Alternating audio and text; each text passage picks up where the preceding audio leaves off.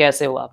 Guys आज के इस सेशन में हम लोग जानने वाले हैं कि टॉप 10 एनआईटीज़ में अगर हमें सीएसई ब्रांच चाहिए, बेसिकली अगर बोला जाए तो मोस्ट ऑफ द स्टूडेंट्स जो होते हैं ना, वो एनआईटीज़ में अगर देखा जाए तो सीएसई ब्रांच ही प्रेफ़र ज़्यादातर करते हैं। और एनआईटीज़ को अगर छोड़ भी दिया जाए और भी जितने भी कॉलेजेस हैं, मोस्टली स्टूडेंट्स जो इंडियन स्टूडेंट्स हैं वो सीएसई ही प्रेफ़र ज़्यादा करते हैं। अगर सीएसई नहीं मिलता है तो मजबूरी में वो दूसरे ब्रांचेज़ लेते हैं। नहीं तो सीएसई ही पूरे भारत का या पूरे स्टूडेंट्स का पहला प्रेफ़रेंस रहता है। तो गाइज़ अगर आप टॉप एनआईटीज़ में सीएसई ब्रांच लेना चाहते हैं, तो आपको जेईई मेंस में कितने मार्क्स लाने होंगे, इस वीडियो में उसी के बारे में कंप्लीट डिटेल हम जानेंगे। तो गाइज़ इस वीडियो को अंत तक ज़रूर देखिएगा और एक प्यारा सा रिक्वेस्ट है कि अगर आप इस चैनल पर नए हैं तो प्लीज़ सब्सक्राइब कर दें, क्योंकि ऐसे ही बेहतरीन कंटेंट आपको मिलती रहेगी और इवन अगर आप तैयारी कर रहे हैं तो काउंसलिंग तक भी यह चैनल आपकी मदद करेगा। तो चलिए इस वीडियो में आगे बढ़ते हैं और जानते हैं। तो गाइज़ सबसे पहली बात यह है कि पूरे भारत में आपको 32 एनआईटीज़ देखने को मिलते हैं। अब इस 32 एनआईटीज़ में अगर बोला जाए तो पूरा का पूरा एनआईटीज़ बेटर नहीं है। कुछ ही ऐसे एनआईटीज़ आपको देखने को मिलते हैं जो बेटर हैं, जिनका प्लेसमेंट रिकॉर्ड, जिनका फैसिलिटीज़, जिनका फैकल्टीज़ सारा चीज़ बेटर है। उसी हिसाब से हम लोगों ने एक सिस्टम के हिसाब से इस एनआईटीज़ को लाया है, मतलब कि टायर 1, टायर 2 और टायर 3। आप स्क्रीन पे देख रहे हैं टायर 1 में कुछ एनआईटीज़ हैं, टायर 2 में कुछ एनआईटीज़ हैं और टायर 3 में भी कुछ एनआईटीज़ हैं। तो गाइज़ आज के इस वीडियो में हम लोग टायर 1 जो टॉप कैटेगरी के एनआईटीज़ हैं, उसी के बारे में डिटेल जानने वाले हैं कि अगर उसमें सीएसई ब्रांच चाहिए तो हमें जेईई मेंस में कितने मार्क्स लाने होंगे। वीडियो में आगे बढ़ते हैं और जानते हैं कि अगर एनआईटीज़ में आपको एडमिशन चाहिए, तो एनआईटीज़ का जो एडमिशन का प्रोसेस है ना, वो 50% कोटा के तहत होता है। यानी 50% जो कोटा होता है ना, वो होम स्टेट कोटा चलता है और 50% जो कोटा होता है ना, वो ऑल इंडिया रैंकिंग कोटा चलता है, यानी अदर स्टेट कोटा। अगर एक एग्जांपल से समझा जाए तो अगर किसी एनआईटीज़ में मान लो 100 सीट है, तो 50 जो सीट्स है ना, वो आपको जिस स्टेट में वो एनआईटी है, उस स्टेट के स्टूडेंट्स को वो देता है, रिजर्व है उसके लिए मान लो।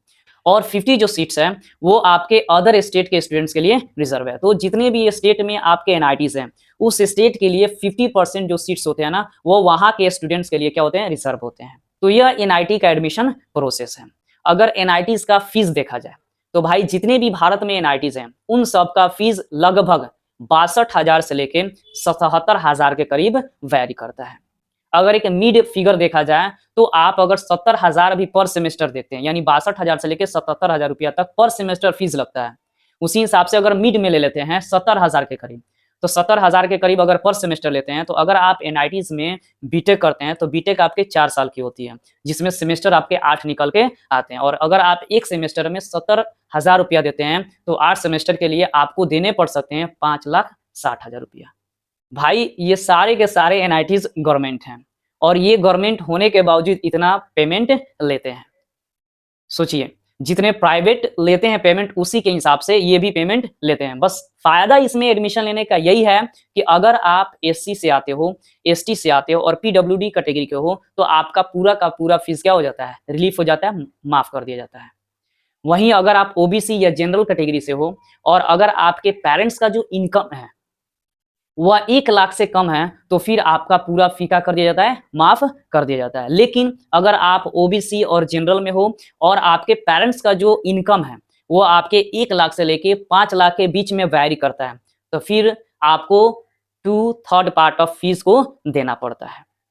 आ रही है बात समझ में, कितना आपको फीस देना पड़ सकता है, उसके हिसाब से आप कैलकुलेट कर लोगे। ओवरऑल अगर हम बात कर दें तो आपको 2 लाख से लेके 2.5 लाख के करीब आपको फीस देने पड़ सकते हैं, अगर आपके पेरेंट्स का इनकम 1 लाख से लेके 5 लाख के बीच में है तो। और ये जो मैं बात कर रहा हूँ ना, ये सिर्फ ट्यूशन फीस की बात कर रहा हूँ। हॉस्टल फीस आपको अलग से देने पड़ते हैं, तो उसके हिसाब से एक आप फिगर बना लेना कि आपको कितने पैसे देने पड़ सकते हैं एनआईटीज़ में पढ़ने के लिए। चाहे कोई भी एनआईटीज़ हो, उसमें पढ़ने के लिए आपको कितने पेमेंट देने पड़ सकते हैं। चलिए तो शुरुआत करते हैं इस वीडियो को और टॉप एनआईटीज़ के बारे में जानते हैं। उससे पहले एक मैं आपको कंफर्म कर दूं कि ये जो टॉप 10 एनआईटीज़ हैं, ऐसा नहीं है कि इसके बाद जितने भी एनआईटीज़ हैं सब के सब बेकार हैं। नहीं, इसके बाद भी बहुत सारे अच्छे-अच्छे एनआईटीज़ हैं जो इनको टक्कर देने लायक अभी हो रहे हैं। लेकिन ये बेटर में से बेटर हैं, इसलिए इस वीडियो में इन टॉप एनआईटीज़ के बारे में बात हो रही है। मोस्ट ऑफ द स्टूडेंट्स जो होते हैं ना वह इन्हीं एनआईटीज में जाने की पूरी कोशिश करते हैं, इसीलिए ये टॉप क्लास के एनआईटीज हैं। तो चलिए भाई जानते हैं सबसे पहला एनआईटीज कौन है। अगर सबसे पहले एनआईटीज के बारे में बात करें तो वो आपके निकल के आता है एनआईटी ट्रिची। एनआईटी ट्रिची के बारे में अगर बात किया जाए तो इसका जो लोकेशन है वह है तिरुचिरापल्ली, कोई जगह है तमिलनाडु में, वहाँ पे ये देखने को मिल जाता है। अगर इसके कैंपस साइज के बारे में बात किया जाए तो इसका जो कैंपस साइज है ना भाई 800 प्लस एकड़ में ये कॉलेज फैला हुआ है। और इस कॉलेज की मेन क्वालिटी आपको बता दें, ऐसा कहा जाता है कि यह कॉलेज सीएससी स्टूडेंट्स के लिए समझिए कि हेवन है। मतलब कि मोस्ट ऑफ द स्टूडेंट्स जो है ना सीएससी के वो ज़्यादा से ज़्यादा प्लेस्ड हो जाते हैं, इसलिए कहा जाता है कि ये जो कॉलेज हैं वह सीएससी स्टूडेंट्स के लिए क्या है, हेवन है।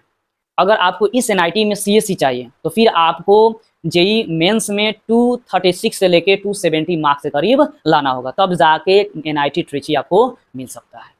अगर एनआईटी ट्रिची का 2023 का कट ऑफ देखा जाए तो इसका जो कट ऑफ है सीएससी का वो आपको होम स्टेट के लिए 40-80 लास्ट इसका कट ऑफ है। वहीं अगर अदर स्टेट की बात करें तो 996 पे जाके क्या हो गया, क्लोज हो गया। अब देखो कि कितना कम रैंक पे जाके क्या हुआ है, अदर स्टेट के लिए क्लोज हुआ है। उसके हिसाब से आप स्क्रीन पे देख पा रहे हो कि कितने कितने इसके रैंक पे जाके ये क्या हुआ है, क्लोज हुआ है। तो ये इसकी क्वालिटी है और उसके हिसाब से आप एक आइडिया लगा लेना कि आपको किस हिसाब से प्रिपरेशन करनी चाहिए और किस हिसाब से नहीं करनी चाहिए एनआईटी ट्रिची के लिए।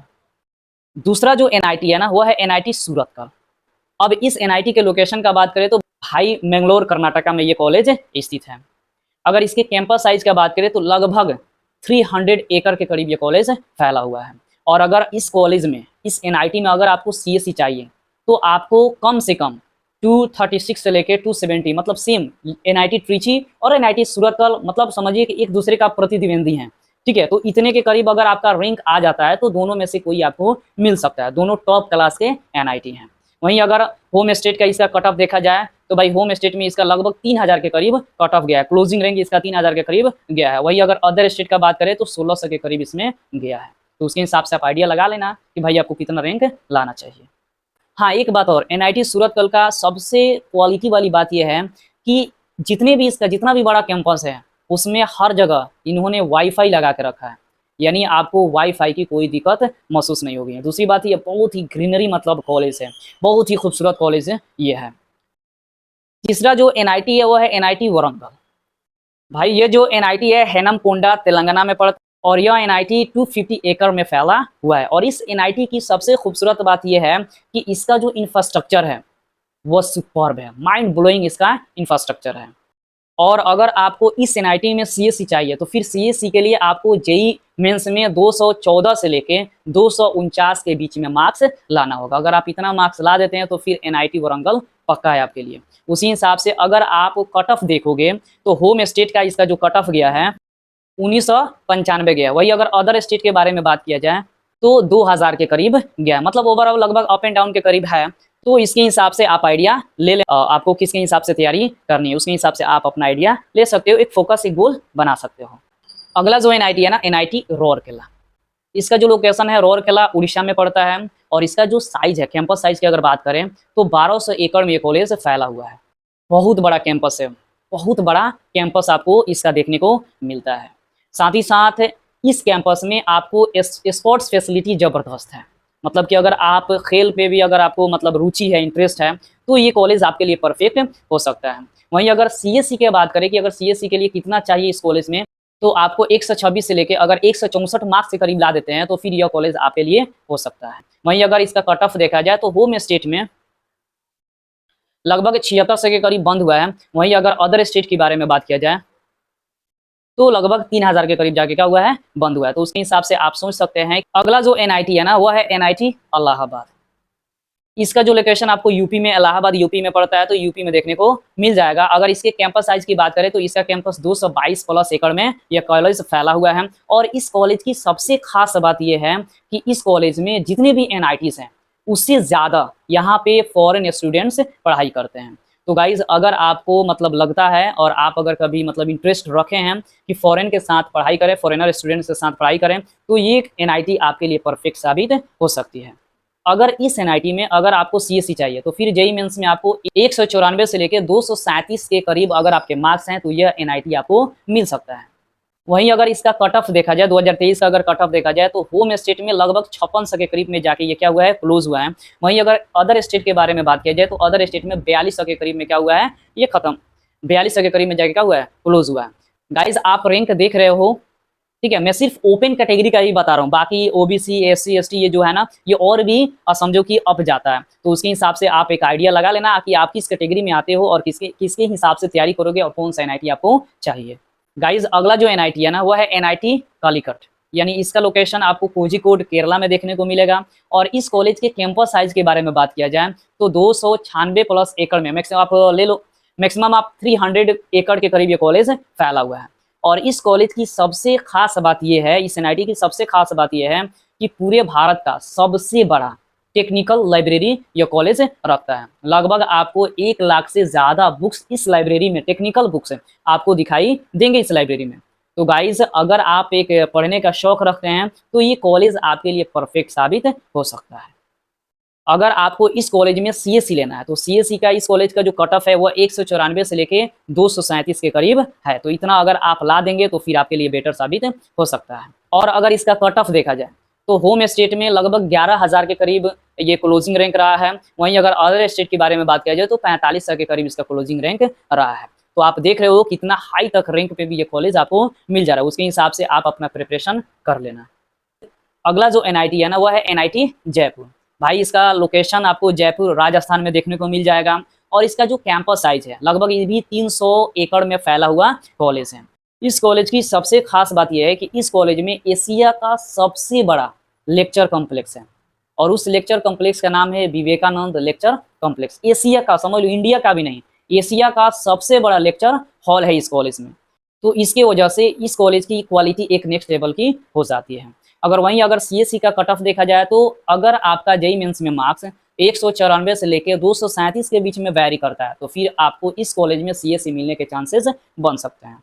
वहीं अगर आप कट ऑफ देखिएगा इस कॉलेज का तो होम स्टेट में लगभग 5600 के करीब कट ऑफ गया है। वहीं अगर अदर स्टेट के बारे में बात करें जाए तो लगभग 4500 के करीब कट ऑफ गया है। तो गाइज अगला जो एनआईटी है ना, एनआईटी नागपुर महाराष्ट्र, ठीक है। अगर इस कॉलेज का कैंपस साइज देखा जाए तो 214 प्लस एकड़ में यह भी कॉलेज फैला हुआ है।